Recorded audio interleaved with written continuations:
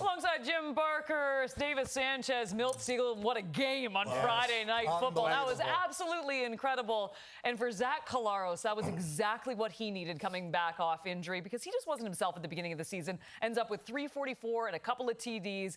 And he's got himself a fabulous new receiver. He doesn't need Milt Siegel. And Ontaria Wilson, who is sensational in this game as well. Ontario, a.k.a. Pokey Wilson. That's his nickname. And he had a heck of a game. And people were wondering, these young receivers, was one of them going to be able to step up? Well, we found the one in this game, and Zach is surely happy. We know Zach was really struggling early in the year, and early in this game he was struggling. He threw a couple interceptions, but we know what this guy is capable of, what he's done over his tenure with the Blue Bombers has been spectacular. So it was good to see them get back on the right foot. This is what the team has been doing for years, and they haven't done it early in the year, but it was good to see these Bombers get back to a place where you can say, well, hold on, maybe they are able to get back to the playoffs. Maybe they are able to get back to the Grey Cup because they have some rhythm now. It's not going to get any easy. Their next 4 games, it's pretty tough. Saskatchewan, Toronto, BC, but it's good for this team to finally get in the winning column 2 games in a row. Is a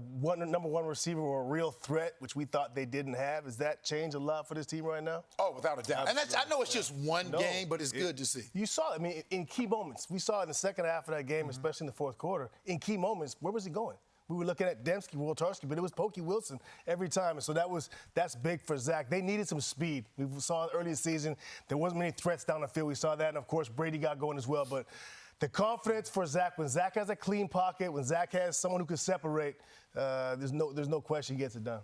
But the calls by Mike O'Shea in that last 2 minutes, first they score a touchdown and make it 39-37, and you figure they're going to kick it so that a field goal would send it to overtime. Yeah.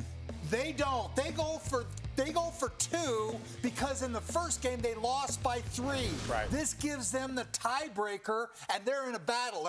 Both teams are 2-4 now. Calgary won the first game. Yeah, so he goes for 2 and gets it, and then he has a 2nd and 10 with 50 seconds left. You think he's going to run the ball so that they punt it with 30 seconds left.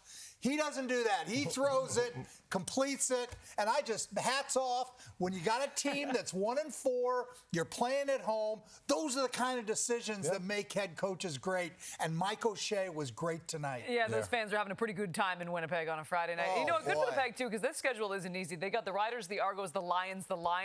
So this one, critical right now. Winnipeg back on the right track as we send it back to SportsCenter.